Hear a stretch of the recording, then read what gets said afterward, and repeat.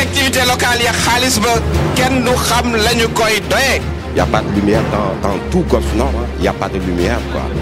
Grand Yoff ñun la ñun duñu mbubboo Grand Yoff duñu jëriñoo Grand Yoff. gisuma fi terrain bu mu jaay gisuma fi tamit manque de respect bu mu manque de respect suñu dëkkandoo yi. Moi maire, j'offrirai mon salaire au Dara. Moi maire, je mettrai en œuvre vraiment une approche participative de la gestion de la mairie.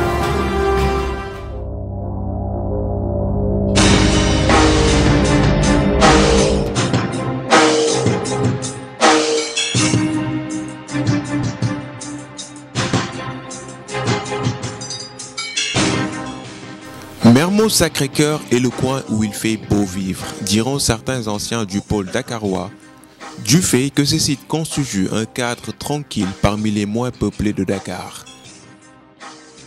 Les espaces verts ainsi que des espaces de jeu ont toujours fait de la commune de Mermoz Sacré-Cœur un cadre qui suscite l'envie et mérite l'attention de bon nombre d'élus.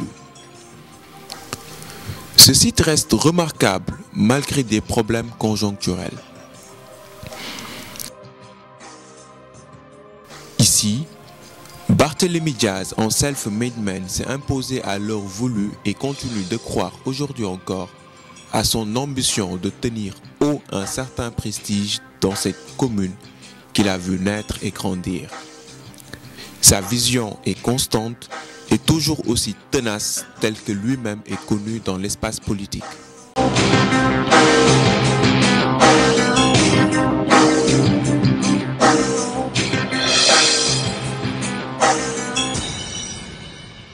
Il faut dire tout de même que les populations ressentent le besoin d'avoir des élus de proximité et comptent établir de plus en plus une relation réelle à partir de laquelle ils pourront créer les enjeux d'un développement local.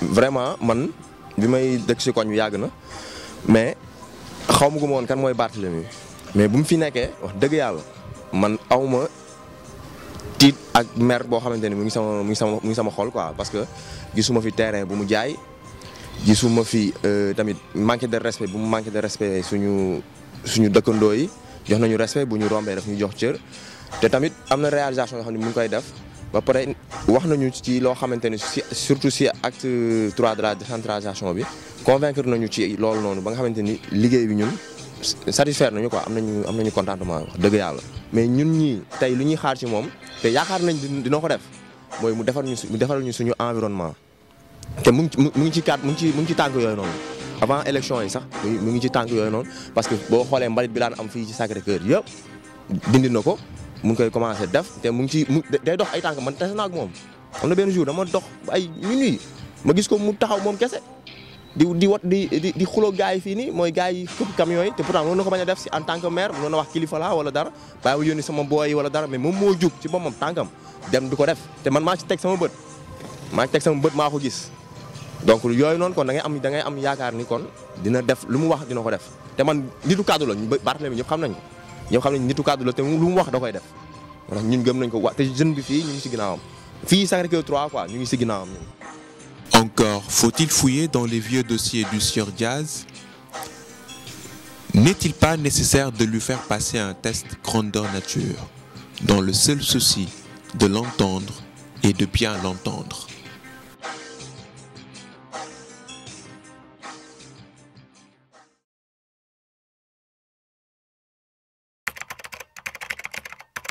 Et je dirais avec beaucoup de fierté que je suis un self-made man. J'ai fait l'école primaire à Dakar, entre le collège de la cathédrale, l'école Sacré-Cœur, entre autres. Et j'ai quitté le Sénégal à l'âge de 14 ans, pour aller aux États-Unis. Et aux États-Unis, j'ai terminé mon cycle par la graduation du high school. Et je suis graduate de Canterbury School l'année 94. Et après, ensuite, je me suis forcé à au moins faire des études universitaires dans des conditions très difficiles. Et j'ai commencé donc par une école qu'on appelle Community College Et c'était Montgomery Community College. Et de là-bas, ensuite, j'ai transféré pour faire mon bachelor. Et j'ai fait une spécialisation dans le transport et la logistique. Et aux États-Unis, je m'efforçais à vivre du transport. Et quand je suis rentré au Sénégal, c'est aussi ce que j'ai débuté.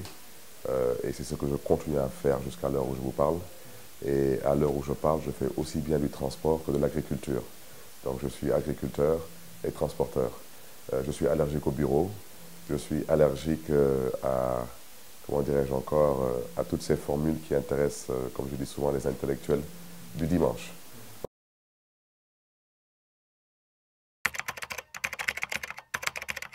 Mais mon parcours politique, je suis rentré aux États-Unis en 2004 et j'ai débuté au Parti socialiste en 2005 avec la Convergence socialiste. Et donc l'année prochaine, s'il plaît à Dieu, ça fera 10 ans que je suis dans la vie politique de façon soutenue. Et j'ai été accueilli au Parti socialiste à bras ouverts par la direction du parti dirigé par Ousmane Tanor et les autres vraiment qui m'ont couvé, qui m'ont accueilli, qui ont fait de moi leur fils, leur camarade, leur ami. Et je pense que je peux dire en toute modestie que ce que j'ai appris en 9 ans au Parti socialiste, je ne l'ai pas appris toute ma vie.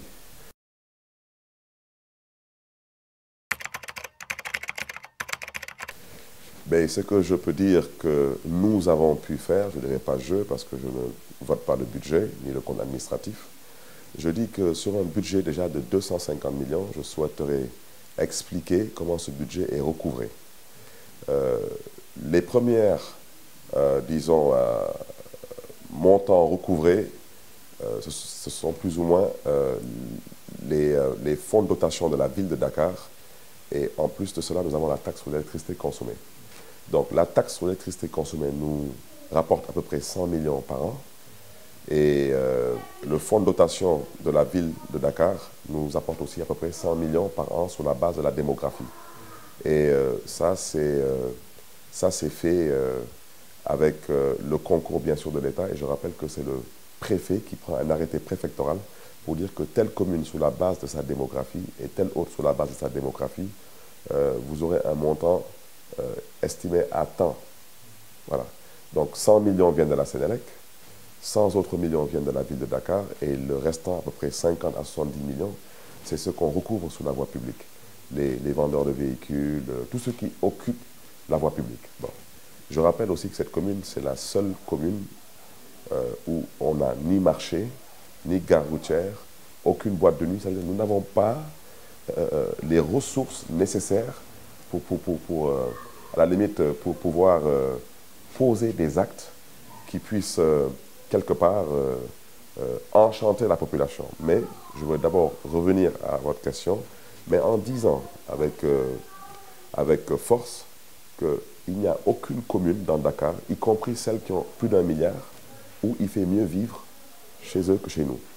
Et je rappelle aujourd'hui que, je dis souvent aux populations de Mermoz-Sacré-Cœur, dites-moi dans quelle commune d'arrondissement vous avez pu voir quelque chose que vous n'avez pas pu voir chez vous. Et je rappelle qu'il y a des communes qui ont presque 4 fois notre budget, pour ne pas dire 5 ou 6 fois. Et ce que je voulais dire, c'est que dans le cadre des 9 domaines de compétences transférés, quand on prend la jeunesse et le sport, sur ces 250 millions, nous injectons dans cette compétence transférée un montant de 10 millions. Les ASC, je rappelle que quand je suis arrivé à la tête de la mairie, les subventions étaient à 300 000 francs. On les a portées à 1 million parce qu'on espérait avoir des associations sportives et culturelles et non des clubs de football. Et ces ASC s'étaient engagés à nous accompagner dans cette voie. Le culte, qui est une compétence transférée, reçoit aussi une enveloppe de 10 millions. Je rappelle que tous les lieux de culte ici sont subventionnés annuellement. Les grandes mosquées reçoivent un montant de 1 million chaque grande mosquée. Les petites mosquées, ce sont les mosquées où on ne prie pas le vendredi. Elles reçoivent une enveloppe de 500 000. Il y en a 4, donc ça fait 2 autres millions. Et la paroisse Saint-Pierre de Baobab reçoit une enveloppe de 2 millions chaque année. Et je rappelle que depuis 1996, la paroisse n'a jamais reçu un rond, ni en 1996, ni en 2001. Et il a fallu qu'on arrive, nous, en 2009, pour commencer à subventionner les lieux de culte, pas pour leur faire plaisir, mais parce que c'est une compétence transférée. Donc ça vous fait déjà 20 millions. Ensuite, vous prenez nos postes de santé, nous les accompagnons à hauteur de 10 millions en produits pharmaceutiques, ça fait 30 millions. Vous prenez les 5 écoles élémentaires publiques qui sont dans cette commune d'arrondissement, nous leur offrons une enveloppe de 10 millions de fournitures scolaires, vous êtes à 40 millions. Pour la Tabaski, alors là c'est le gros du gros, là c'est le social. Pour la Tabaski, nous distribuons une enveloppe de 20 millions à travers donc, les 7 quartiers qui constituent la commune. Et je rappelle à l'endroit de ceux qui pensent qu'il n'y a pas de nécessité dans cette commune, eh bien, je leur demande de connaître et d'apprendre la réalité de cette commune. Parce que des nécessités, il y en a partout aujourd'hui. Et il y en a aussi beaucoup, et je dirais même beaucoup chez nous. Aussi bien où je suis né à Baobab que dans les Sacré-Cœur, il y a beaucoup de gens qui comptent sur ce type d'aide pour pouvoir avoir une fête de Tabaski digne de son nom. Donc je pense que nous sommes à 60 millions déjà. Vous rajoutez une enveloppe de 15 millions qu'on distribue pour la Korité, et c'est chaque année. Donc du riz, du sucre, les dattes qu'on distribue à travers les mosquées, les chefs de quartier, les membres du conseil municipal et ceux qui viennent s'inscrire à la mairie. Nous sommes à 75 millions. Les catholiques de la commune m'entendent, le curé de la paroisse aussi m'entend. Il y a à peine un mois, nous avons distribué une enveloppe de 10 millions à 400 personnes, moyennant 25 000 francs par personne pour les fêtes de Pâques. Nous sommes à, je ne retiens plus le calcul, mais je crois qu'on était déjà, on est à 75 je pense. Vous rajoutez 5 millions de bœufs pour la Tamkharit, une fois de plus, ce sont des compétences transférées, nous sommes à 80 millions. Vous rajoutez l'arbre de Noël, vous rajoutez le Magal, le Gamou, la marche Popongine. Ça veut dire que je vous parle de compétences transférées. Je parle d'ASC, c'est la jeunesse et les sports. Je parle de lieu de culte, c'est le culte. Je parle de poste de santé, c'est la santé. Je parle d'éducation, quand je parle d'éducation, c'est l'éducation élémentaire publique. C'est une compétence transférée. La Tabaski, une fois de plus, c'est le social. Je ne le fais pas pour avoir bonne conscience, je le fais parce que c'est ce que dit la loi.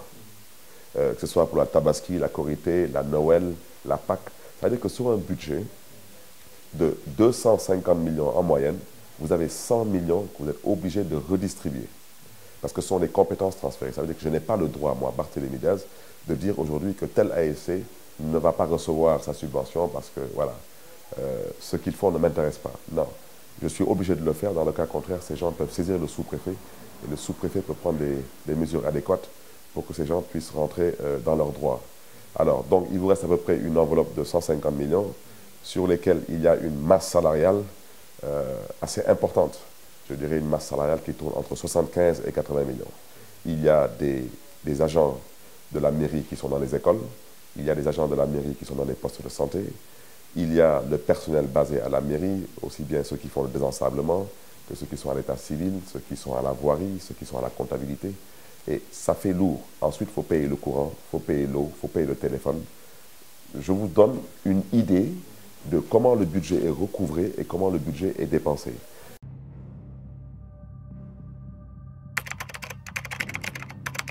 Bien, Monsieur Barthélémy Diaz, croyez-vous avoir répondu aux attentes des populations durant ces 5 ans?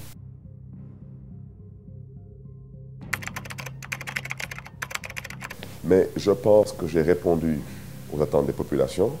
Je rappelle qu'il n'y a aucun habitant de la commune de Mermoz-Sacré-Cœur qui se lève du 1er janvier au 31 décembre et qui paie un quelconque impôt à la commune de Mermoz-Sacré-Cœur. Aucun. Je vais vous donner un autre exemple peut-être beaucoup plus choquant. Si vous prenez le groupe Sonatel, Orange Sonatel, ils viennent de construire un siège sur la VDN qui doit accueillir leur direction. Et ce siège, semblerait-il, il aurait coûté 8 milliards. 8 milliards. Est-ce que vous savez combien la commune de Mermoz-Sacré-Cœur a encaissé? 0 franc. Et je peux donner d'autres exemples comme ça. Ça veut dire que c'est pourquoi l'acte 3 est important. Et je rappelle que l'acte 2, si ça reste en l'état, quel que soit le maire qui viendra, il ne pourra rien changer. Parce que ce n'est pas possible. Il sera obligé de recouvrer le budget de la même façon que nous. Ça veut dire c'est la ville de Dakar qui vous donne le fonds de dotation sur la base de l'arrêté préfectoral par rapport à la démographie. Ensuite, c'est la Sénélec qui vous libère la taxe sur l'électricité consommée sans vous dire vous avez combien de compteurs. Voilà, les montants restent fixes. Ensuite, c'est ce qu'on ramasse sur la voie publique. Ces gens-là, s'ils sont élus demain maire, comment est-ce qu'ils comptent que couvrir plus que ce que je recouvre? Et je rappelle que j'ai pu élargir l'assiette foncière de la commune. Nous avons introduit une demande sur certains terrains pour obtenir des baux qui sortiront immatriculés au nom de la commune, et ces baux vont accueillir des stations d'essence. J'ai entendu ici des gens dire des contre-vérités, et je pense qu'il faut qu'on se comprenne. Cette commune a là un patrimoine foncier qui est immatriculé au nom de la commune, pas au nom d'un quartier, de la commune.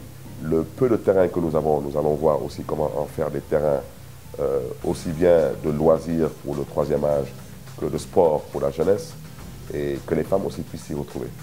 Et je souhaiterais dire à l'endroit de ces jeunes qui passent leur temps à bloquer ces projets, je n'ai pas été élu pour me disputer avec eux, mais qu'ils sachent que ce que j'ai à faire, je le ferai parce que je considère qu'il y a trop de chantage et de non-dit.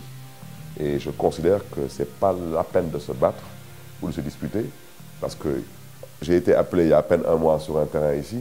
Et bien, quand je suis arrivé sur le terrain, grande fut ma surprise de voir que je n'ai trouvé là-bas que les candidats à la mairie qui sont venus avec leurs enfants, leurs chauffeurs, leur entourage.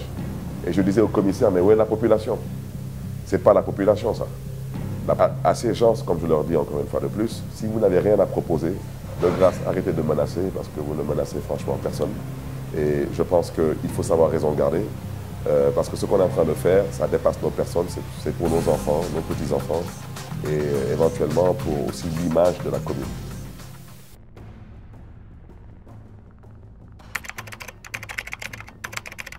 Moi, Barthélémy Diaz, maire de la commune de Mermoz-Sacré-Cœur, si je suis réélu, je m'engage encore à travailler dans le cadre des 9 domaines de compétences transférés en attendant l'arrivée de l'acte 3.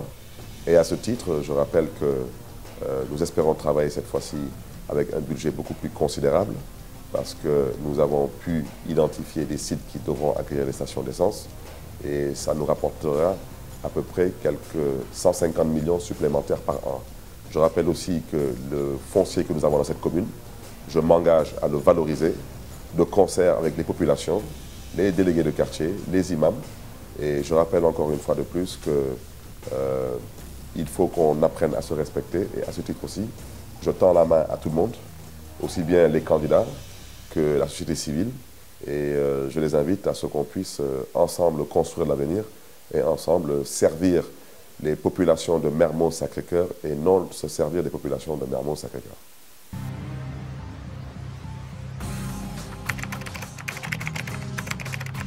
Mais je pense que cela ne sera pas le cas, mais si c'est le cas, je le ferai.